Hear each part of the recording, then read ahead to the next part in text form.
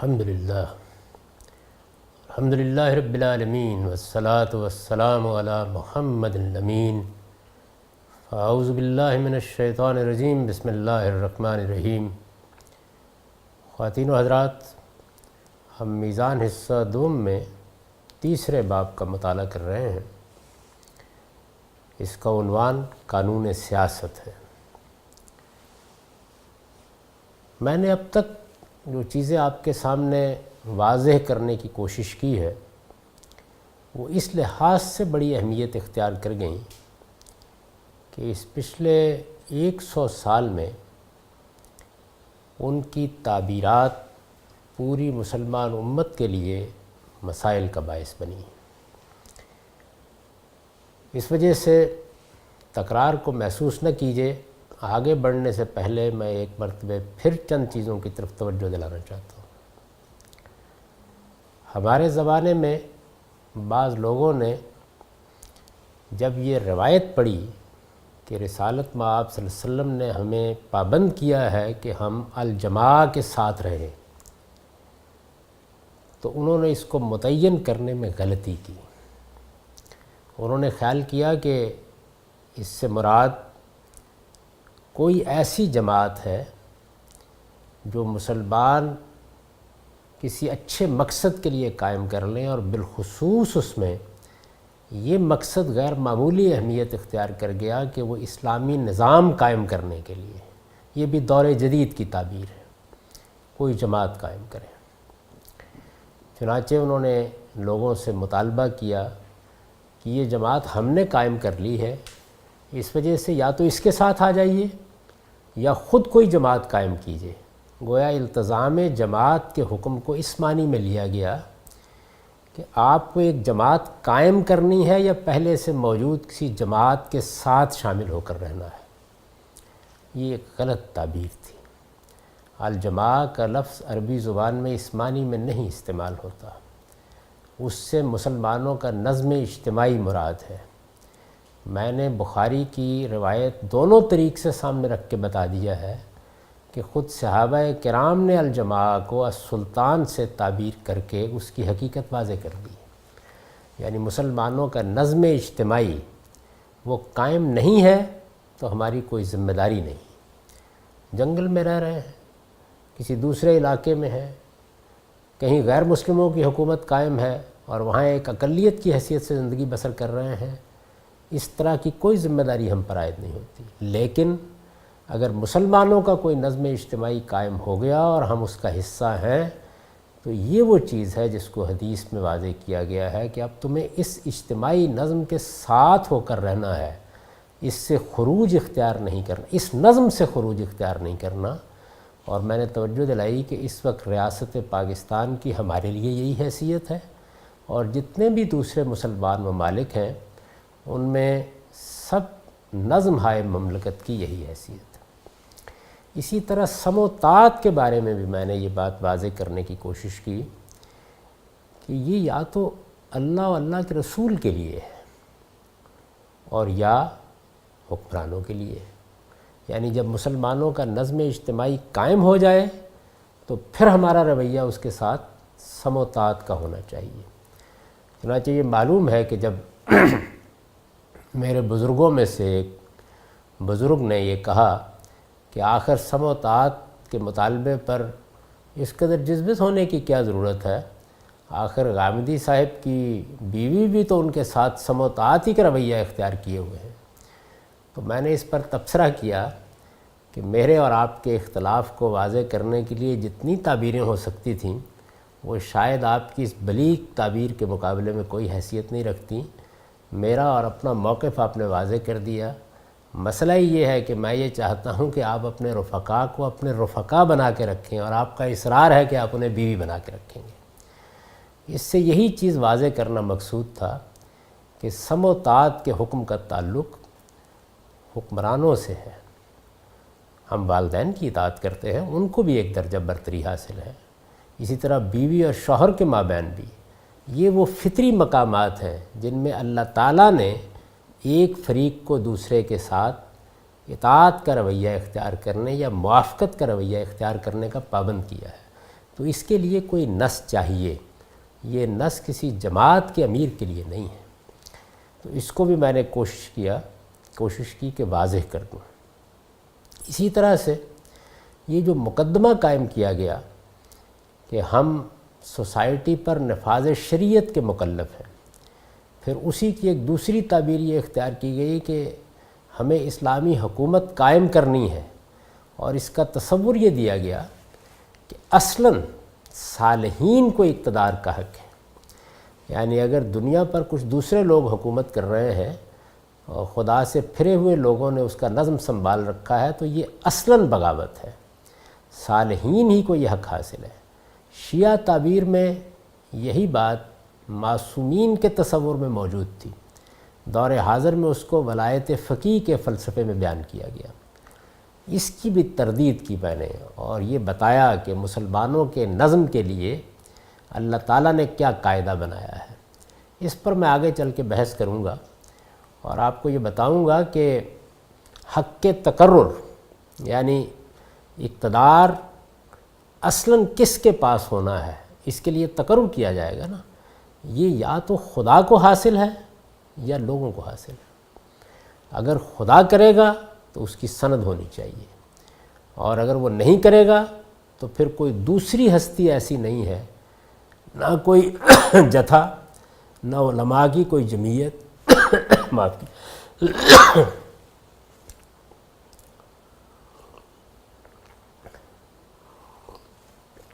نہ صالحین کا کوئی گروہ، کسی کو بھی حق نہیں۔ یہ لوگ ہیں جو فیصلہ کریں گے کہ ان کا اجتماعی نظم کن اصولوں پر چلنا چاہیے، اور یا اللہ تعالیٰ مداخلت کریں گے۔ ان کی مداخلت رسالت مآب صلی اللہ علیہ وسلم کے ساتھ ختم ہوگی، یعنی وہ وحی کے ذریعے سے، پیغمبروں کے ذریعے سے تقرر کرتے تھے۔ طالوت کا تقرر کیا گیا، سلیمان و داؤد کا تقرر کیا گیا، لیکن اب یہ حق کسی کو حاصل نہیں۔ اس پر آگے بحث ہو۔ اس وقت یہ پیش نظر تھا کہ ان چند بنیادی چیزوں کی طرف میں توجہ دلا دوں، اور ساتھ ہی یہ بات بھی واضح کر دوں کہ ہمیں یہ حق حاصل ہے کہ ہم اپنی حکومتوں پر تنقید کریں، بلکہ بعض صورتوں میں ان کی غلطی واضح کرنا ہم پر واجب ہے۔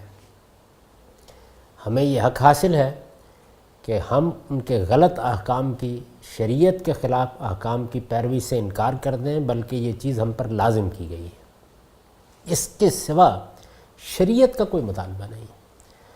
آپ نے یہ دو چیزیں اگر نہیں ہیں تو ریاست کے خلاف کوئی اقدام کرنا ہے، اس میں ساری بحث 14 صدیوں میں جواز اور عدم جواز کی ہے۔ خروج کرنا، بغاوت کرنا، حکومت قائم کرنے کی جد و جہد کرنا، ان میں جائز اور ناجائز کے مسئلہ ہے۔ دینی لحاظ سے ان میں سے کوئی چیز نہ کبھی مستحب ہوتی ہے نہ واجب ہوتی، لہذا دینی فرائض کا کوئی ایسا تصور نہیں پایا جاتا کہ جس میں مسلمانوں کو اس کا مکلف کیا گیا ہو کہ وہ ایسا کریں، یعنی اپنی حکومتوں کے خلاف لازماً بغاوت کریں۔ اگر کوئی استبدادی حکومت ہے تو لازماً اس کو الٹنے کی کوشش کریں۔ یہ جائز ہے، اور جواز کے حدود کیا ہیں وہ میں اس سے پہلے واضح کر چکا ہوں۔ جائز ہے، کسی چیز کا جائز ہونا ایک اور چیز ہے، اور دینی لحاظ سے اس میں استحباب یا وجوب داخل کر دینا یہ بالکل ایک دوسری چیز ہے۔ ہمارے ہاں یہاں بھی غلطی یہ ہوئی ہے کہ وہ بحثیں جو جواز اور عدم جواز کی تھی، مثال کے طور پر مولانا سید ابوالعلا صاحب مودودی نے اپنی کتاب خلافت و ملوکیت کے آخر میں امام ابو حنیفہ کے حوالے سے یہ بحث کی ہے کہ کیا خروج جائز ہے، اور پھر یہ سوال اٹھایا ہے کہ اگر استبدادی حکومتیں قائم ہو جائیں اور خروج کو بھی جائز نہ رکھا جائے، جیسے کہ بعد میں علماء کا اس پر اجماع ہو گیا، تو پھر اس سے نجات کا راستہ کیا ہے؟ تو یہ بحث بھی جائز اور ناجائز کی بحث ہے، استحباب اور وجوب کی بحث نہیں ہے۔ یعنی آپ فیصلہ کر لیں اور پھر ان حدود کی پیروی کریں۔ دوسرے لفظوں میں یوں کہیے کہ اس معاملے میں ہمارے رویے کیا ہونے چاہیے؟ دین اس میں اخلاقی امور کی خلاف ورزی پر مداخلت کرے گا، باقی معاملات کو اس نے آپ پر چھوڑ دیا ہے، اور عام حالات میں ہمیں اس بات کا پابند کیا ہے کہ ہم نظم اجتماعی کے ساتھ رہیں گے، اور ہم جو قانون بنایا جائے گا اس کی پیروی کریں گے۔ اسلام اپنے پیروکاروں کو قانون شکنی کی تعلیم نہیں دیتا، انارکی کی تعلیم نہیں دیتا، معاشرے کے نظم میں خلل پیدا کرنے کی تعلیم نہیں دیتا، فساد برپا کرنے کی تعلیم نہیں دیتا، وہ اصلاح کا داعی ہے۔ انبیاء علیہم السلام کا لائے عمل یہ ہے کہ ما ارید الا الاصلاح، ہم صرف اصلاح چاہتے ہیں، اور اصلاح کے لیے حق تنقید آپ کو حاصل ہے، بھلائی کی تلقین کرنے کا حق آپ کو حاصل ہے، برائی سے روکنے کا حق آپ کو حاصل ہے، روک دینے کا نہیں، روکنے کا حق، روک دینے کا حق دائرہ اختیار میں ہے۔ یہ سب باتیں ہم کریں گے، اور ان کا حق ہم کو ہمارے پروردگار نے دیا ہے، ان کا لائے عمل اپنے حالات کے لحاظ سے طے کر لیں گے۔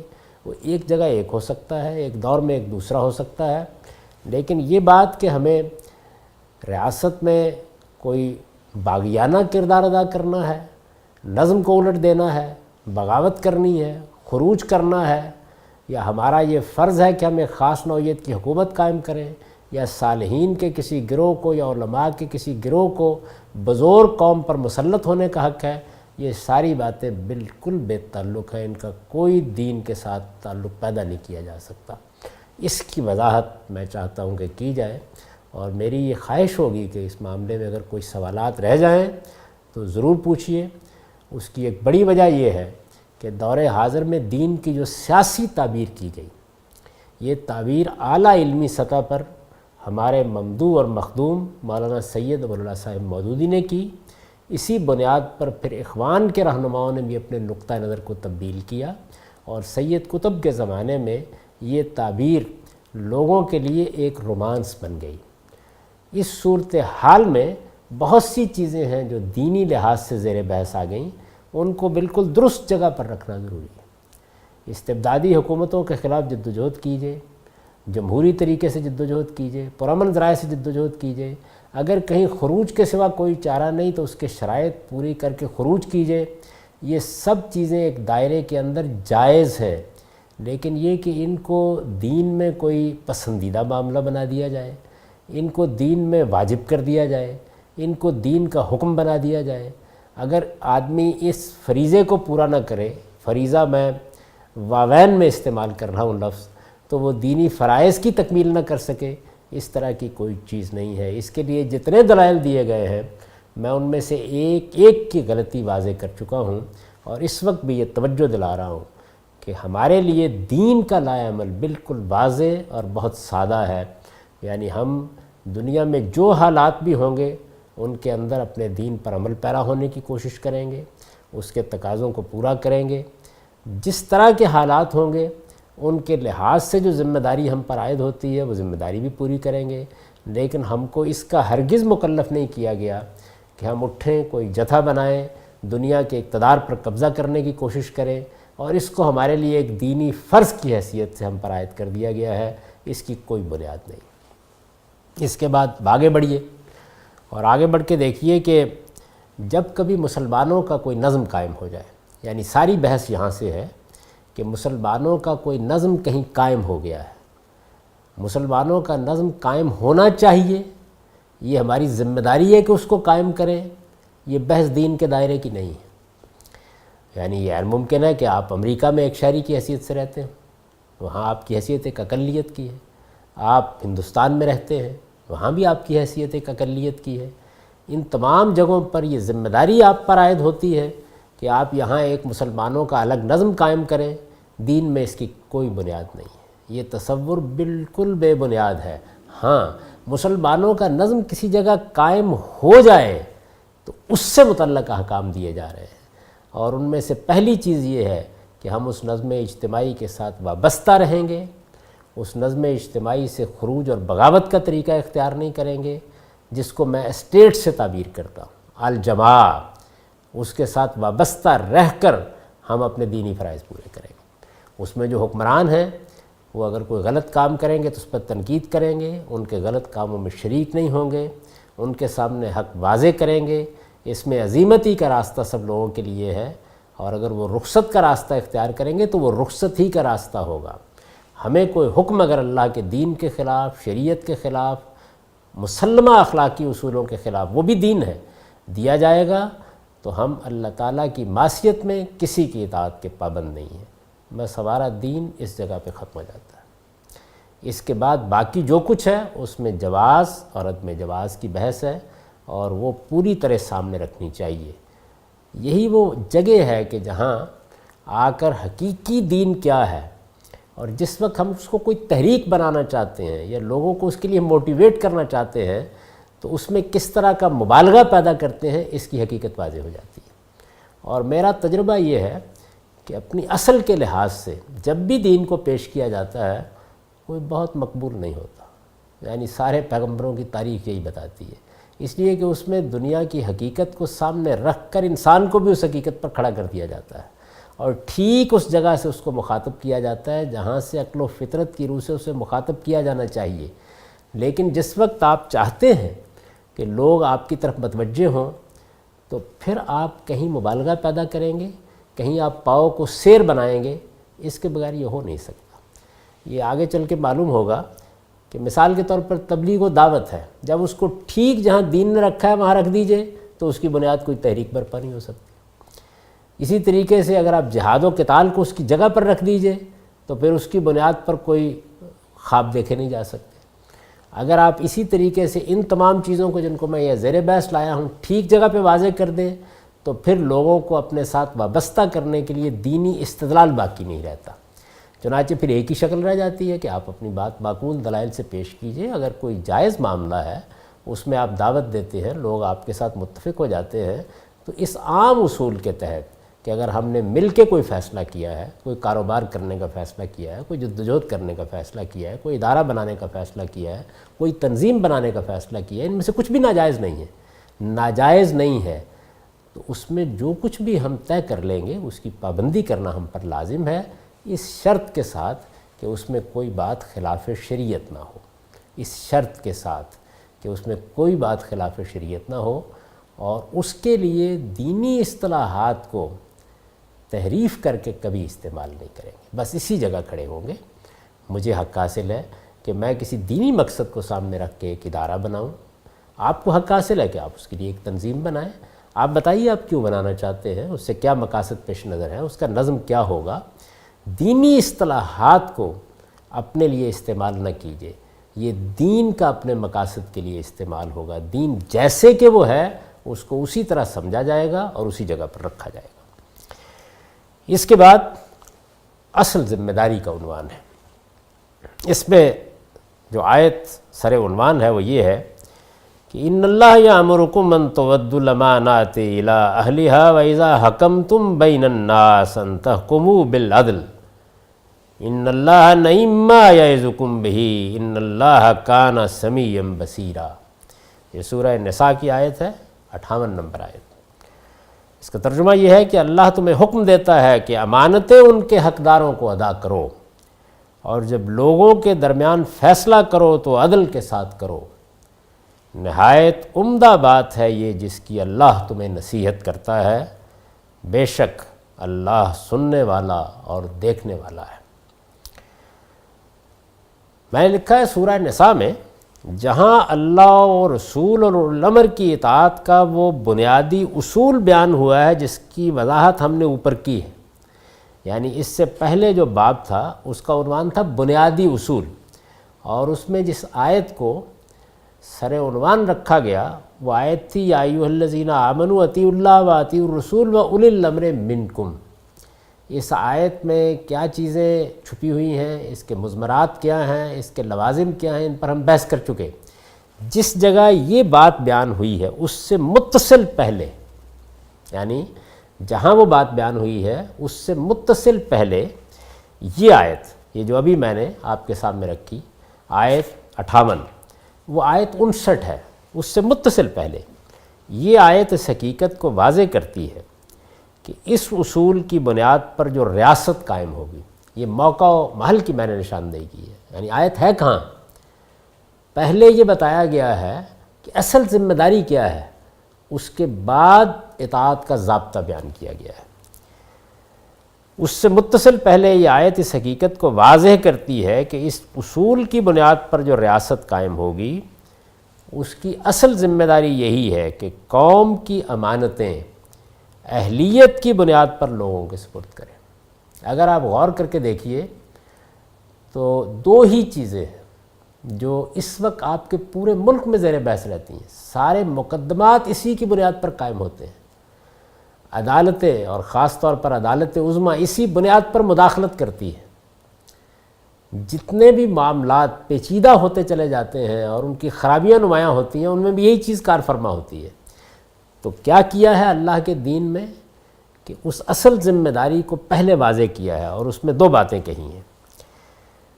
ایک یہ کہ قوم کی امانتیں اہلیت کی بنیاد پر لوگوں کے سپرد کریں، اسی کو آپ دور جدید کی اصطلاح میں کہتے ہیں تمام معاملات میرٹ پر ہونے چاہیے۔ یہ ایک ہی بات ہے جو اصل میں پورے کے پورے نظم کے اندر صحیح روح پھونک دیتی ہے۔ جو کچھ بھی انتخاب ہونا ہے، اب آپ ایک ایک چیز پر اس کا اطلاق کر کے دیکھ لیجئے۔ قوم کی امانتیں سپرد کرنے کا مرحلہ آ رہا ہے، آپ نے ایک سیاسی جماعت بنا رکھی ہے، آپ اس میں لوگوں کو امیدوار کی حیثیت سے منتخب کرتے ہیں۔ تو یہاں پر بھی آپ سے یہ تقاضا کیا جائے گا کہ اب چونکہ یہ لوگ اس مقصد کے لیے پیش کیے جا رہے ہیں کہ یہ قوم کی امانتیں سنبھالیں گے، تو یہ اہلیت کی بنیاد پر ہونی چاہیے۔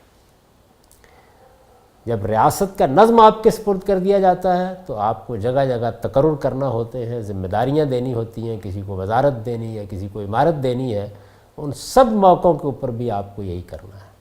تو اس طرح سوسائٹی میں میرٹ اور اہلیت یہی بنیاد بن جاتی ہے۔ ہمارے ہاں عام طور پر اس کی خلاف ورزی کے کچھ جائز موقع بھی لوگوں نے تلاش کر رکھے ہیں۔ یعنی ایک چیز تو یہ ہے کہ آپ اقربا پروری سے کام لیں، آپ غلط انتخاب کریں، آپ اپنے سیاسی مقاصد کو سامنے رکھ کے انتخاب کریں، آپ اپنی وفاداری کو معیار بنا لیں۔ ان سب چیزوں کی غلطی تو واضح ہو جاتی ہے۔ ایک چیز یہ ہے کہ ملک کے اندر بہت سے علاقے پسماندہ ہوتے ہیں، پیچھے رہ جاتے ہیں، تو ہمارے یہاں پھر کوٹا سسٹم کا طریقہ اختیار کیا جاتا ہے۔ یہ حقیقت ہے کہ وقتی طور پر تو یہ چیز کسی علاقے کے لیے فائدہ مند ہوتی ہے، لیکن اگر آپ اس کو نتائج و عواقب سے لحاظ سے دیکھیں تو یہ قوم کے لیے بھی نقصان دہ، یہ ملک کے لیے بھی نقصان دہ، یہ پورے نظم اجتماعی کو خلفشار اور اختلال میں مبتلا کرنے کا باعث بن جاتی ہے۔ تو ہونا یہ چاہیے کہ پسماندہ علاقوں کو اوپر اٹھایا جائے، یعنی تعلیم وہاں آپ لے کے جائیں، آپ لوگوں کے ذوق رجحان کی تربیت کریں، آپ ان کے اندر اہلیت پیدا کریں اور اس اہلیت کو بڑھانے کی صحیح کریں، لیکن نظم اجتماعی کو بہرحال اہلیتی کی بنیاد پر قائم ہونا چاہیے۔ بے لاگ طریقے سے یہ فیصلہ کریں کہ جو ذمہ داری آپ کسی کے سپرد کر رہے ہیں وہ چھوٹی سے چھوٹی ہے یا بڑی سے بڑی، اس کی بنیاد میرٹ ہے یا نہیں ہے۔ اس کو قرآن نے واضح کیا۔ قوم کی امانتیں اہلیت کی بنیاد پر ان تود الامانات الی اہلہا، امانتیں ان کے حقداروں کو ادا کرو۔ یہ سیاسی نظم کو جہاں بیان کیا ہے اس سے پہلے ہدایت دی ہے۔ اور دوسری چیز کیا، وَإِذَا حَكَمْتُمْ بَيْنَ النَّاسِ أَن تَحْكُمُوا بِالْعَدْلِ، اور عدل و انصاف کو زندگی کے ہر شعبے میں اور اس کی آخری صورت میں قائم کر دینے کی جد و جہد کرتی رہے۔ دوسری چیز عدل، جسٹس، یعنی آپ کو میرٹ پر فیصلے کرنے ہیں، امانتیں ان کے حقداروں کے سپرد کرنی ہیں، اور جب بھی کوئی فیصلہ کرنے کا موقع آ جائے، اور یہ فیصلے سے مراد صرف عدالتی فیصلہ نہیں ہے، بلکہ جو بھی فیصلے آپ کر رہے ہیں جہاں آپ لوگوں کے مابین کوئی حکم لگاتے ہیں، کوئی ترجیح قائم کرتے ہیں، آپ لوگوں کے مابین عدالتی فیصلہ کرتے ہیں، ظاہر ہے وہ بھی اس کا ایک حصہ ہے، ہر موقع کے اوپر آپ کو عدل اور انصاف کے ساتھ معاملہ کرنا ہے۔ تو یہ دو چیزیں اصل ذمہ داری کی حیثیت رکھتی ہیں۔ اگر کوئی ریاست اور اس کا نظم یہ ذمہ داری ادا نہیں کر رہا تو وہ اپنی بنیادی ذمہ داری سے انحراف کر رہا ہے، اس لیے اس کو میں نے اصل ذمہ داری کا عنوان دیا۔ استاذ امام امین احسن اصلاحی اس آیت کی تفسیر میں وَإِذَا حَكَمْتُمْ بَيْنَ النَّاسِ کے تحت لکھتے ہیں، یعنی پہلی چیز تو یہ تھی کہ امانت حقداروں کے سپرد کرو، اس کی میں نے وضاحت کر دی۔ اس دوسری چیز کی وضاحت استاذ امام نے فرمائی ہے، وہ لکھتے ہیں یہ امانت کے سب سے اہم پہلو کی تفصیل بھی ہے، اور اقتدار کے ساتھ جو ذمہ داری وابستہ ہے اس کی وضاحت بھی۔ جن کو اللہ تعالیٰ اپنی زمین میں اقتدار بخشتا ہے ان پر اولین ذمہ داری جو عائد ہوتی ہے وہ یہی ہے کہ وہ لوگوں کے درمیان پیدا ہونے والے جھگڑوں کو عدل و انصاف کے ساتھ چکائیں۔ یعنی اگر آپ غور کیجئے تو پہلی بات بھی کافی تھی، اسی کا ایک پہلو ہے جس کو پھر آگے کھول کر بیان کر دیا ہے۔ عدل کا مطلب یہ ہے کہ قانون کی نگاہ میں امیر و غریب، شریف و وضیع، کالے اور گورے کا کوئی فرق نہ ہو۔ انصاف خریدنی و فروختنی چیز نہ بننے پائے۔ یہ میں عرض کر رہا ہوں، یہ ہے وہ دین کہ جس سے اگر سیاست کو جدا کر دے تو وہ چنگیزی بن جاتی ہے۔ لوگوں نے یہ خیال کیا ہے کہ کوئی ایک خاص گروہ کی حکومت قائم ہو، یہ نہیں ہے۔ اخلاقی اصولوں کی کار فرمائی قائم ہونی چاہیے۔ ہمارا دین یہ چاہے گا، اور وہ سیاستدانوں کو مخاطب کر کے یہ کہے گا کہ آپ کی اصل ذمہ داری یہ ہے کہ میرٹ پر فیصلے کریں، اور یہ ذمہ داری آپ پر خدا نے ڈالی ہے۔ یعنی عامت الناس نے آپ کا انتخاب کیا ہے، یہ حق خدا نے ان کو دیا تھا، یہ آگے واضح ہو جائے گا، اور خدا نے آپ پر یہ ذمہ داری ڈالی ہے کہ آپ میرٹ پر فیصلے کریں اور عدل سے کام لیں۔ انصاف خریدنی و فروختنی چیز نہ بننے پائے، اس میں کسی جانبداری، کسی عصبیت، کسی سہل انگاری کو راہ نہ مل سکے، کسی دباؤ، کسی زور و اثر اور کسی خوف و طمع کو اس پر اثر انداز ہونے کا موقع نہ ملے۔ جن کو بھی اللہ تعالیٰ نے زمین میں اقتدار بخشا ہے اسی عدل کے لیے بخشا ہے۔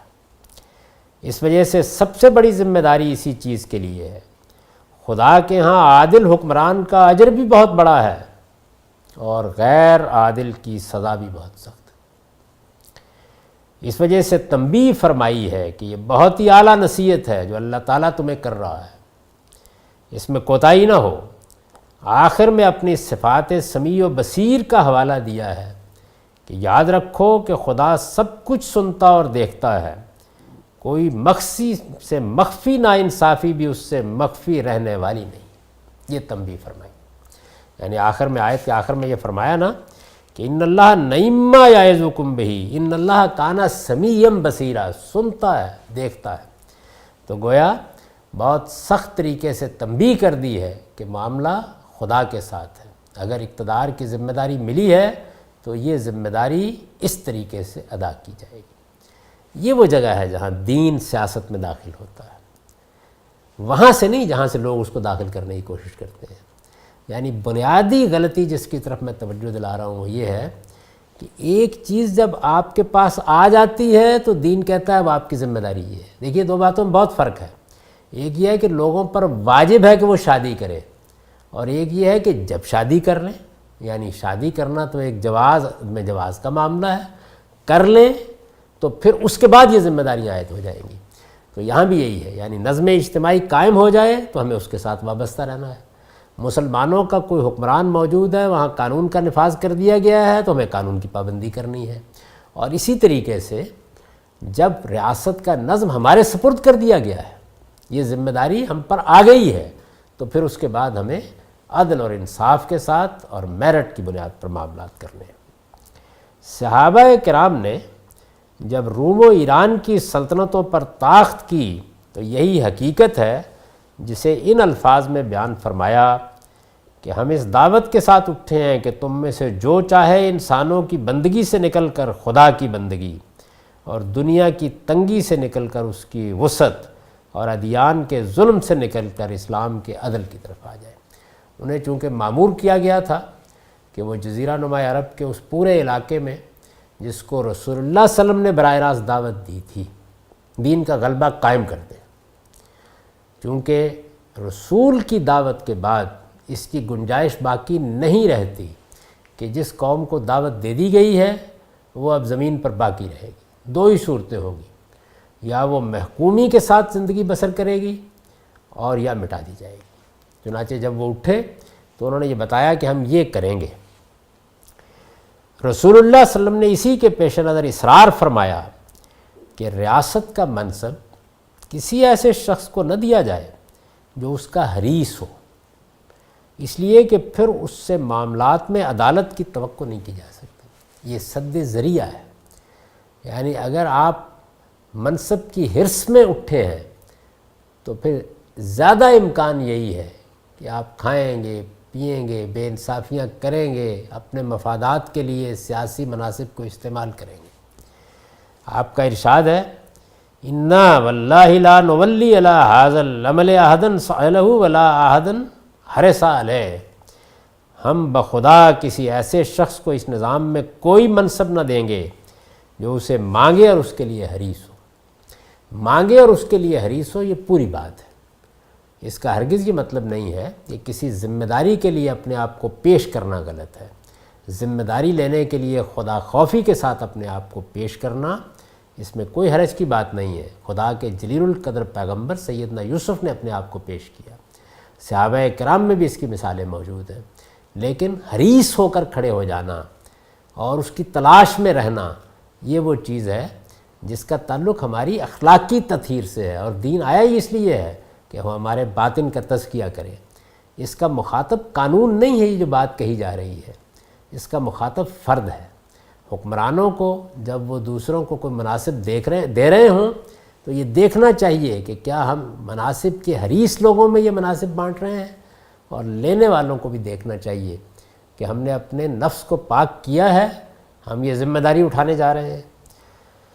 صحابہ کو بھی آپ نے نصیحت کی کہ وہ اس معاملے میں خدا سے ڈرتے رہیں اور عمارت کے طالب نہ بنے، یعنی اس کی حرص اپنے اندر پیدا کر کے اس کو حاصل کرنے کی کوشش نہ کریں۔ یہ پوری بات ہے۔ آپ نے فرمایا لا تسل الامارہ فإنک ان اوتیتھا عن مسئلۃ وکلت الیہا وان اوتیتھا من غیر مسئلۃ اعنت الیہا، عمارت کے طالب نہ بنو، اگر یہ تمہاری خواہش کے نتیجے میں تمہیں دی گئی تو تم اسی کے حوالے کر دیے جاؤ گے، اور اگر بغیر خواہش کے حاصل ہوئی تو اللہ کی طرف سے اس میں تمہاری مدد کی جائے گی۔ کسی منصب کا حریص ہونا، اس منصب کو اپنا ہدف بنا کے حاصل کرنے کی کوشش کرنا، یہ اور چیز ہے، اور کسی ذمہ داری کے لیے اپنے آپ کو خدا خوفی کے ساتھ پیش کرنا، یہ بالکل اور چیز ہے۔ یہاں جو چیز زیر بحث ہے وہ پہلی ہے، اس کو سمجھ لینا چاہیے۔ چنانچہ تاریخ گواہی دیتی ہے کہ اسی عدل کو قائم کر دینے کے لیے خلفائے راشدین نے اپنے دروازے فریاد اور اعتراض کرنے والوں کے لیے ہمیشہ کھلے رکھے، یعنی یہ عدل فراہم کرنے کی جو ذمہ داری ان پر عائد ہوتی تھی اس کے لیے ان کا اہتمام تھا۔ فقیرانہ زندگی اختیار کی، یعنی ہمارے کوئی محل نہ ہو، کوئی خدم و حشم نہ ہو، کوئی رکاوٹ نہ پڑے، لوگ ہم اپنے اندر سے محسوس کریں، یہاں تک کہ پیوند لگے کپڑے پہنے، بوریے کو تخت بنایا، اور اپنے عوام کے اندر انہی کی طرح اور انہی کے معیار پر اس طرح جیے کہ زمین و آسمان پکار اٹھے، سلطنت اہل دل فقر ہے شاہی نہیں۔